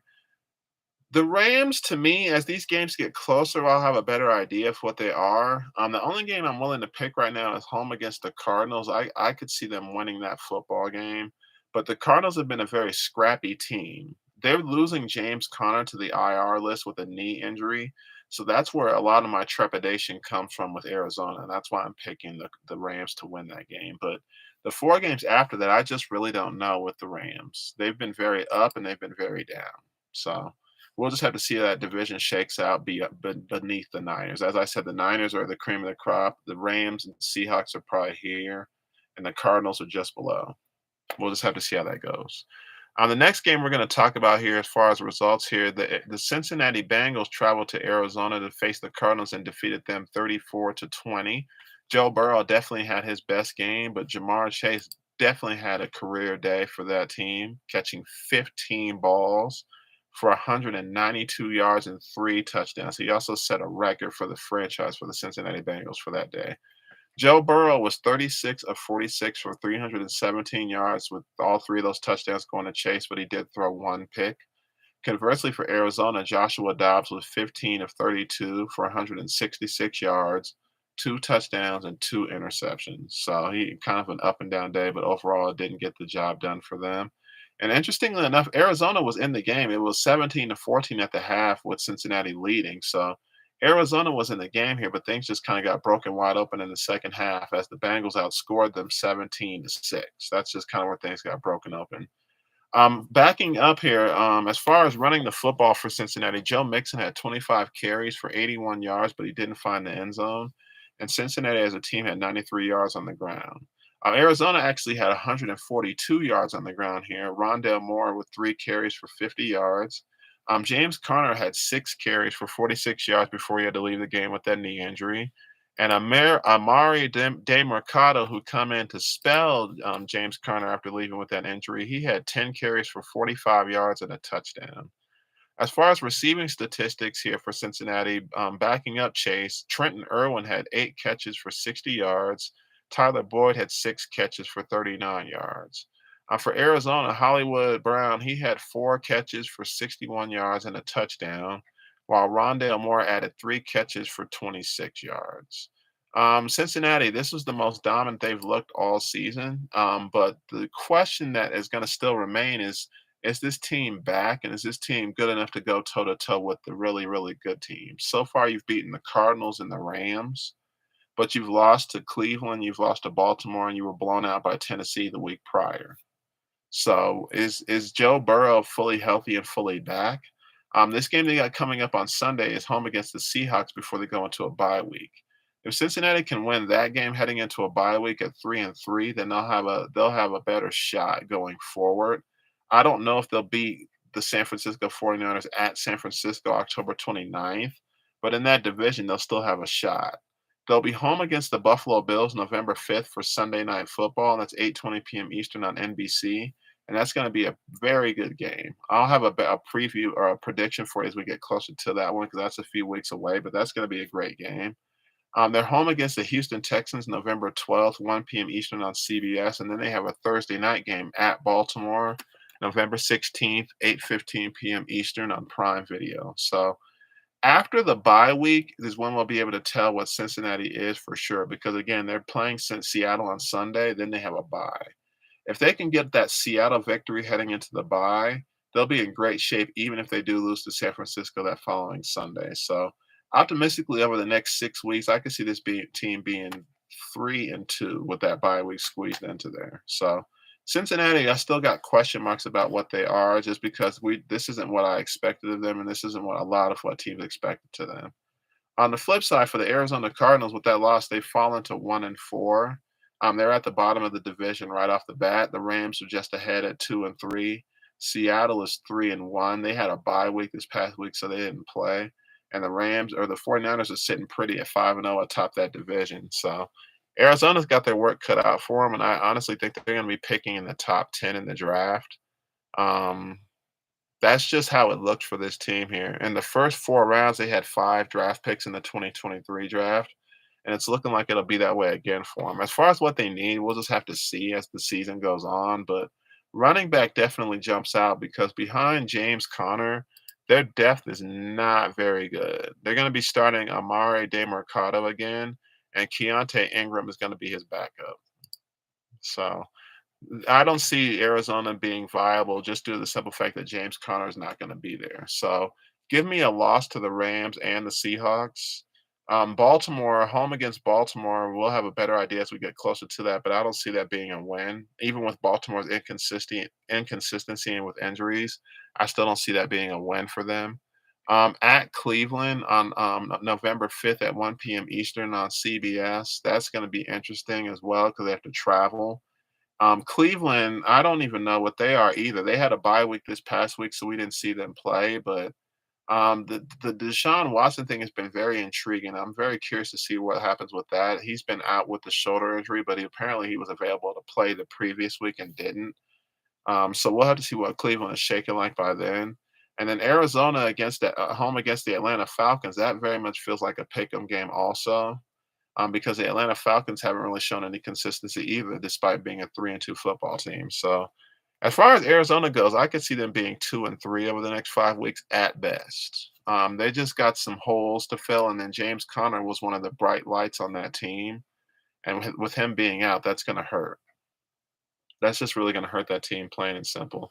The next game we're going to talk about here, the New York Jets traveled to visit the Denver Broncos and got the victory over the Denver Broncos 31-21 to improve to 2-3 on the season, with the Broncos falling to 1-4 on the year. Zach Wilson didn't find the end zone. He was 19 of 26 with 199 yards and an interception. But the majority of the damage that was done by the Jets was done running the football and with special teams. They had a whopping 234 yards on the ground, with Breece Hall leading the way with 22 carries for 177 yards and a touchdown. He had a long 72-yard strike, and that was definitely what put the game away for this team in the third quarter. They outscored the Denver Broncos in the second half 23-8.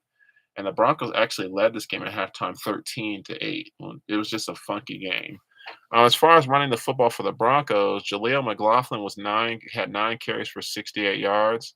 Russell Wilson was 20 of 31 for 196 yards and 2 touchdowns through the air, and he also ran the ball for 7 carries for 49 yards. As far as receiving statistics, the leading receiver for New York Jets was their tight end, Tyler Conklin. He had 4 catches for 67 yards.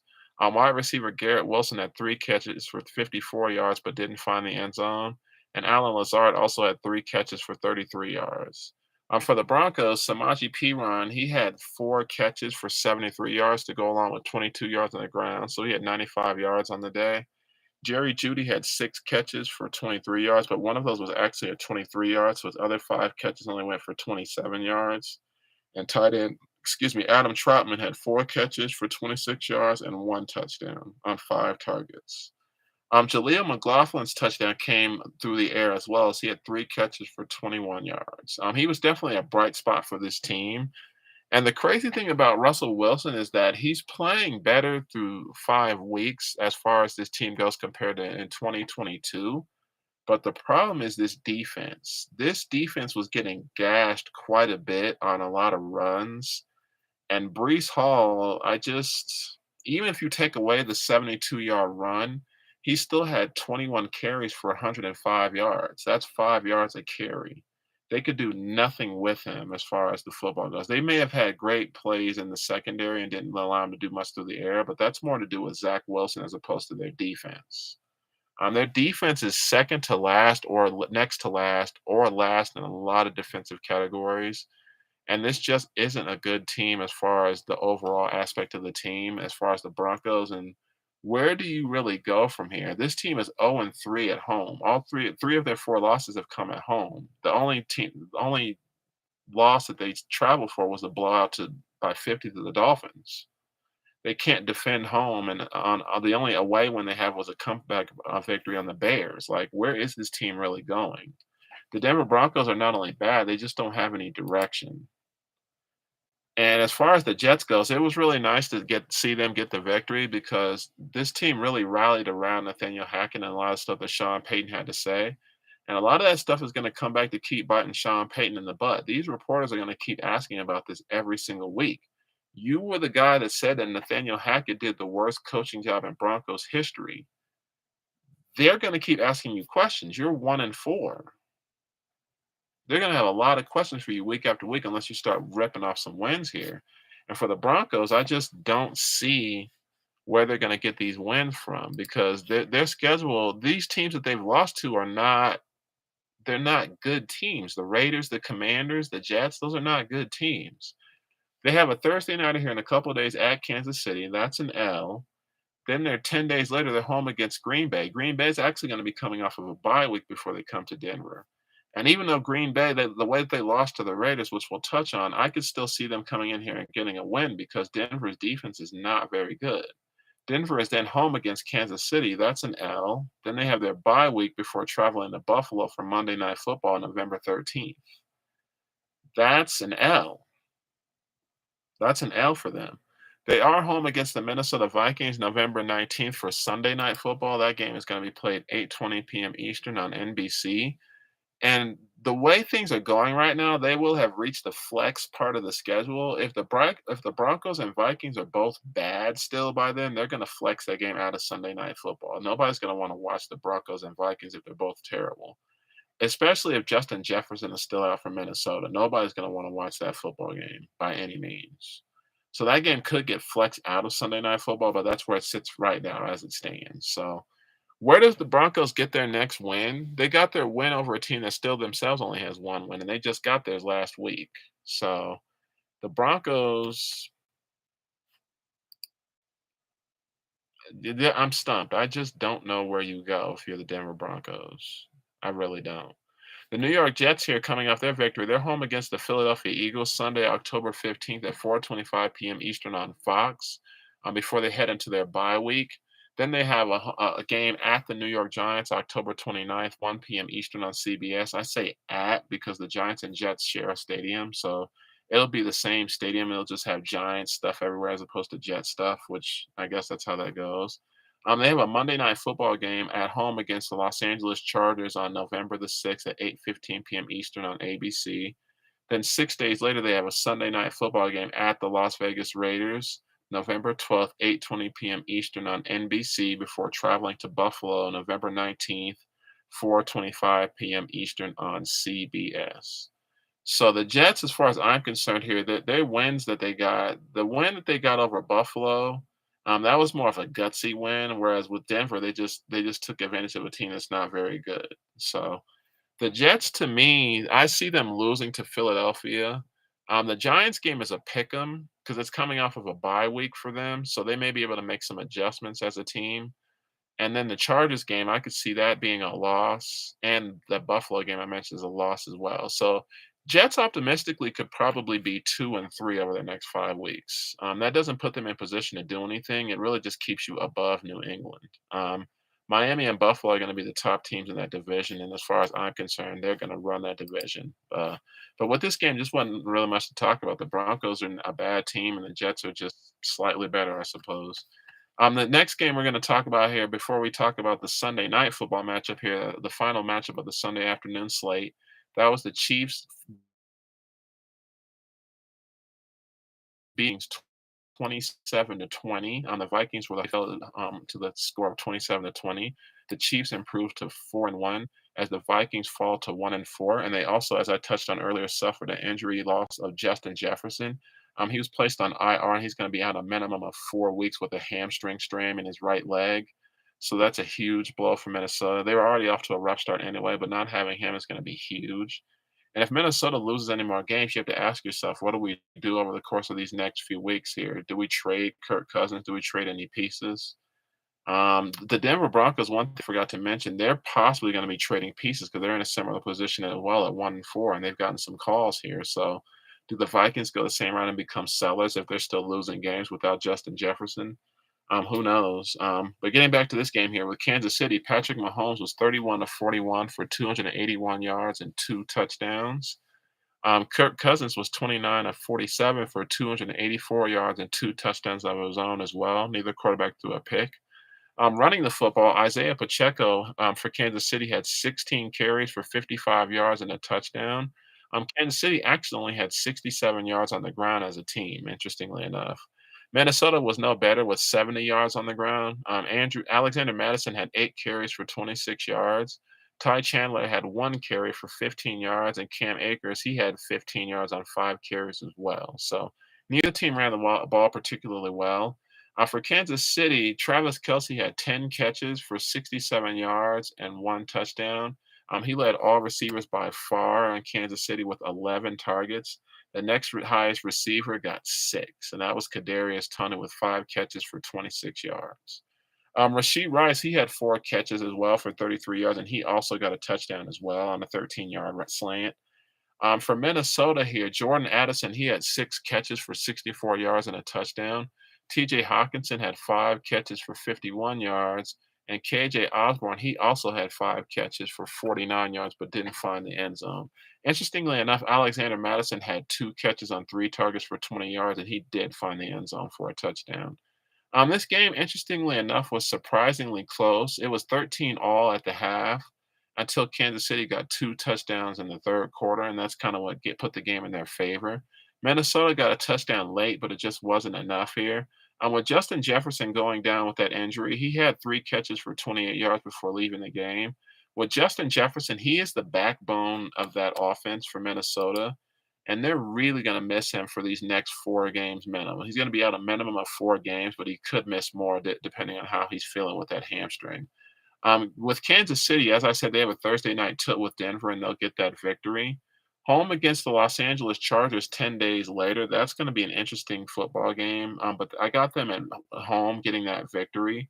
If the Chargers can show any kind of fight on offense, and if they can get Austin Eckler back, that'll make that game interesting. But give me the Chiefs for now. Also, give me the Chiefs at Denver the following week, October 29th as well. Things get very interesting the next 2 games for the Chiefs in November to kick off November because November 5th, they have a game against the Miami Dolphins at Frankfurt Stadium in Germany, as I touched on earlier with the Dolphins schedule. Then they have their bye week. Then they're home against the Philadelphia Eagles for Monday Night Football on November 20th. That's where things can get interesting. So, looking at Kansas City, I could see them being 3-0 heading into November before they play the Dolphins internationally. And then they have their bye week, and then they play Philly. So, Kansas City, this is their division to lose. Nobody in the AFC West outside of Kansas City really does anything for me. The Chargers had a bye week this past week, so they didn't play anybody, and we'll just have to see how they look coming off of that bye. And if they can get Austin Eckler back, that'll help them very much. But the Los Angeles Chargers, they lost Mike Williams to a torn ACL, so that's going to hurt their offense. But if you have Allen and you have Eckler, that'll kind of tide that loss because they really haven't had Eckler since the first game of the season. So back to the Kansas City Chiefs, I could see them being three. They could close out the rest of the month with wins. And heading into November is when we'll know what they're going to be as far as those games. But Kansas City, they're the cream of the crop in the AFC still, and that shouldn't surprise anybody. On the flip side here, looking at the Minnesota Vikings, as I stated, things are going to be really tough without Justin Jefferson. And I'm actually picking them to lose at Chicago on Sunday, October 15th at 1 p.m. Eastern. They're home against the San Francisco 49ers October 23rd for Monday Night Football, 8:15 p.m. Eastern, and I'm also calling that an L. The following Sunday, they're at Green Bay, October 29th, 1 p.m. Eastern, and then they're at Atlanta, 1 p.m. Eastern, November the 5th. So it's going to be tough. Those are the four games that they're going to for sure not have Jefferson, and those look like all losses to me. At Atlanta is their best shot. To me. At Atlanta is gonna be their best shot, but this offense is gonna be very, very stagnant without Jefferson. They're really gonna need Addison and KJ Osborne to step up. Their final game of the next 5 games is home against the New Orleans Saints, November 12th, 1 p.m. Eastern on Fox. We'll have to see if he's gonna be available, but if they don't have Justin Jefferson, I could see them losing that game too, just because the Saints have more weapons on offense, and that defense is going to make things tough on that offense without Jefferson. If Kirk Cousins is still around, and if he doesn't get traded, it's going to be a rough day for him. But yeah, losing Jefferson on what was already a 1-4 season, 1-3 season at that time is going to be huge for them. So Minnesota could fall out of it really quickly, and if they lose to Chicago, that'll cement their last place position for sure. So Minnesota, things are going to get really tight in these next few weeks here. We'll just have to see how they bounce back or how they tide those waters here. On the Sunday night football game here with the San Francisco 49ers, they ran all over the Dallas Cowboys, romping them with a final score of 42 to 10. Dak Prescott threw 3 interceptions in this game here, while Brock Purdy was flawless for San Francisco, basically. 17 of 24 for 252 yards and 4 touchdowns for this team to go along with 170 yards on the ground. Dallas, as I said, Dak Prescott, he was 14 of 24 for 153 yards. He did throw a great touchdown to Cavante Turpin, a 26-yarder. But other than that, he threw 3 interceptions, and he was actually benched for Cooper Rush in the fourth quarter, who went 2 of 2 for 8 yards. As far as running the football, Dallas only had 57 yards on the ground to, again, San Francisco's 170. Jordan Mason had 10 carries for 69 yards and a touchdown. He got a lot of his time later in the game when this game was running away. Christian McCaffrey had 19 carries for 51 yards and a touchdown to go along with his 2 catches for 27 yards. The thing that stuck out to me was George Kittle for San Francisco. He only had 3 catches for 67 yards, but all 3 of his catches were touchdowns. All 3 of his catches. He was targeted 4 times, and all 3 of them were touchdowns. So he definitely bounced back strong from any previous games he may have had. On the flip side for Dallas, CeeDee Lamb had 4 catches for 49 yards, but he didn't find the end zone. Tony Pollard had 4 catches for 35 yards, and Jake Ferguson, the tight end, had 3 catches for 28 yards. This team could not get going. The Dallas Cowboys cannot get anything going on offense, and this is a question that I've asked a couple times now, and it just seems like it's not gonna. It's a no at this point. Whenever Dallas's defense doesn't play very well or they aren't running over the other team, can Dak Prescott win a game for this football team, or can Dak Prescott keep them in it to win the game? And he's just been mistake prone. When they're not playing a team like the Giants or the Jets or the Patriots, they run all over him. Even with the Cardinals, the other game that they've lost this season, they still got punched in the mouth a bit, and they probably weren't expecting it.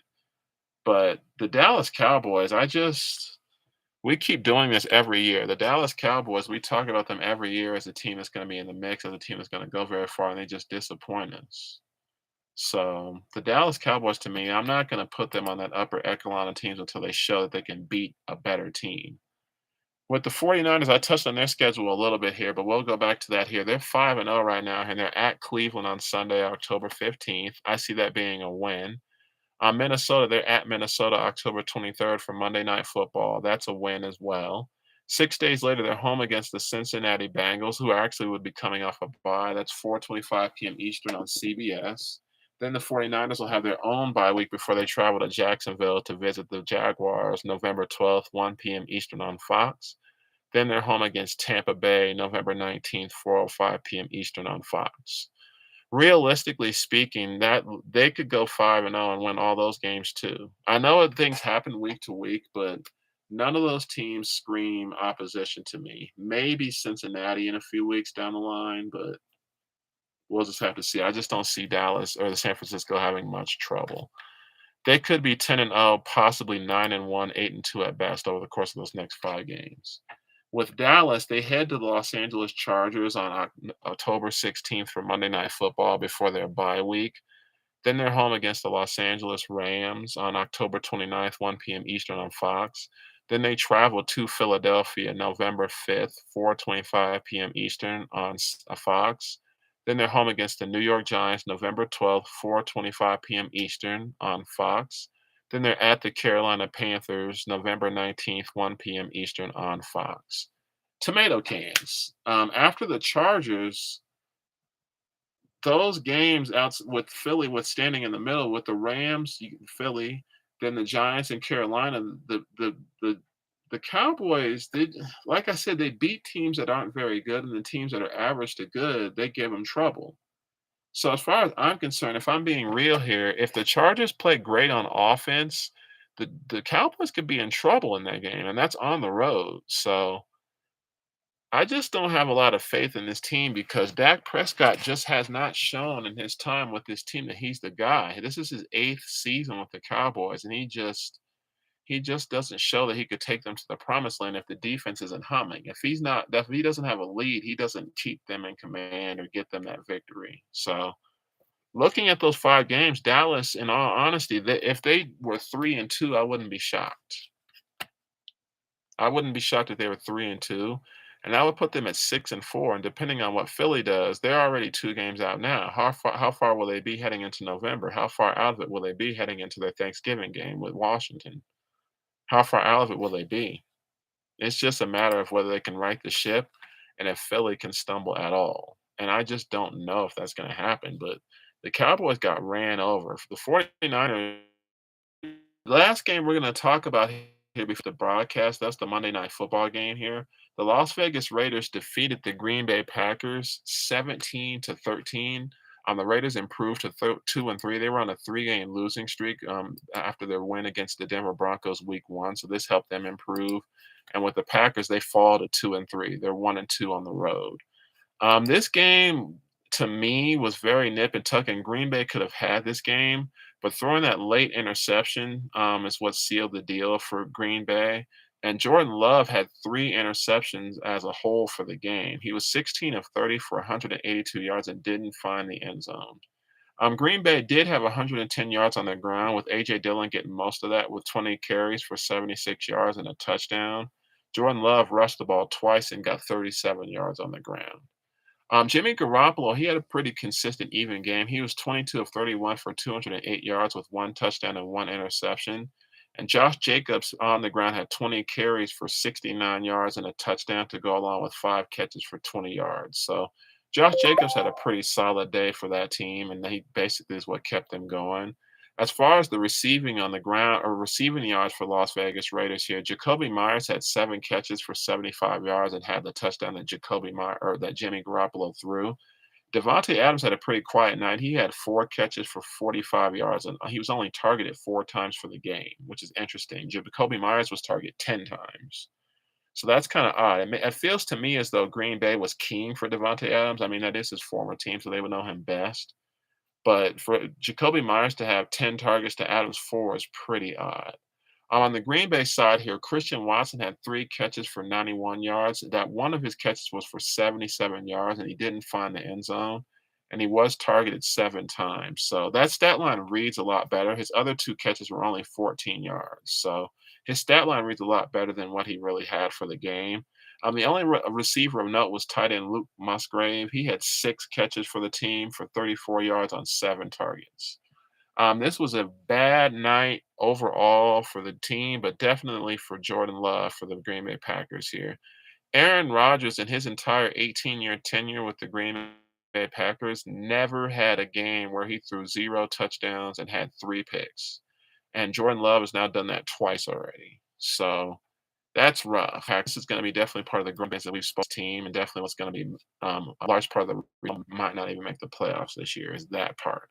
Jordan Love has been in the league 5 years, but he sat the last 4 behind Aaron Rodgers. So he's just very new and very green. We'll have to see what he does down the stretch, but this was definitely a good win for the Las Vegas Raiders as they host the New England Patriots on Sunday, October 15th, 4:05 p.m. Eastern on CBS. Their next 2 games are on the road. They're at Chicago, October 22nd, 1 p.m. Eastern on Fox. Then they're at Detroit for Monday Night Football, October 30th, 8:15 p.m. Eastern on ABC. The following Sunday, they're home against the New York Giants at 4:25 p.m. Eastern, October 5th. Then they're home against the Jets, October 12th, 8:20 p.m. Eastern for Sunday Night Football on NBC. So the Raiders, getting that win against Green Bay was definitely a surprise. The Green Bay Packers hadn't lost to the Raiders since the 80s. I believe 1987 was the last time the Raiders had beaten the Packers. So definitely a long time coming as far as victory in a lot of ways for the Raiders. I could see them beating the Patriots and the Bears those next couple of games before they lose to Detroit. The Giants and Jets are actually pick'em games. Those games are in November, so I'll have a better prediction for them. As bad as the Raiders are at 2-3 in their division, they could actually go 3-2 over their next 5 games. Chicago, New England and Chicago, I could see those being wins.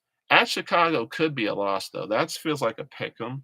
And then they're going to lose to Detroit, and then the Giants and Jets are pick'em games too. I really don't know with the Las Vegas Raiders. And then the Green Bay Packers, we're going to go over their schedule a bit to close things out for the broadcast here. The Green Bay Packers are an inconsistent team and very disappointing, like I said they would be. So this doesn't surprise me by any means. They have a bye week coming up this week here for week 6, so they don't play anybody this weekend. They travel to Denver October 22nd for that game, 4:25 p.m. Eastern on CBS. Then they're home for their next couple of games, the Minnesota Vikings and the Los Angeles Rams. Each of those games are 1 p.m. Eastern on Fox. They're at the Pittsburgh Steelers November 12th at 1 p.m. Eastern on CBS. Then they're home for the Los Angeles Chargers November 19th, 1 p.m. Eastern on Fox. So the Green Bay Packers, after this bye week, they could be fresh. They could be fresh at Denver. They could catch Denver slipping, and they could get the Minnesota Vikings at a bad time too without Justin Jefferson. So they could come out of the bye week with 2 wins, optimistically speaking. The Rams game is a pick 'em, and as we get closer to that game, we'll have to see what each of those teams are. But as far as the Green Bay Packers go, that loss to the Raiders really was about Jordan Love not playing that well. That game was still a 4-point margin despite the 3 interceptions. So the Green Bay Packers, to me, there's going to be a lot of growing pains, but there's still a lot of football left to be played. So we'll just have to see what that team and see what they can do. All right, like I said, that's going to wrap up today's broadcast here. A more extended broadcast since I didn't broadcast on Sunday, but I had to go over all of the games that occurred on Sunday. The Cleveland Browns, the Los Angeles Chargers, the Seattle Seahawks, and the Tampa Bay Buccaneers did not have games for Week 5. And Week 6, like I said, the Thursday night game kicking off in a couple of days is going to be the Kansas City Chiefs hosting the Denver Broncos. And I'll have a prediction for you on who I think is going to win that game on Thursday. So again, like I said, this wraps up the broadcast. I thank you so much for joining me here. My name is Big J All Day, aka the Mighty Big J, and this is the Hype Show. Thank you so much. Y'all have a good night. Have a great week. I will see you on Thursday. Abbreviated broadcast, but we're going to talk Thursday night football. Have a great night. Take care and be safe.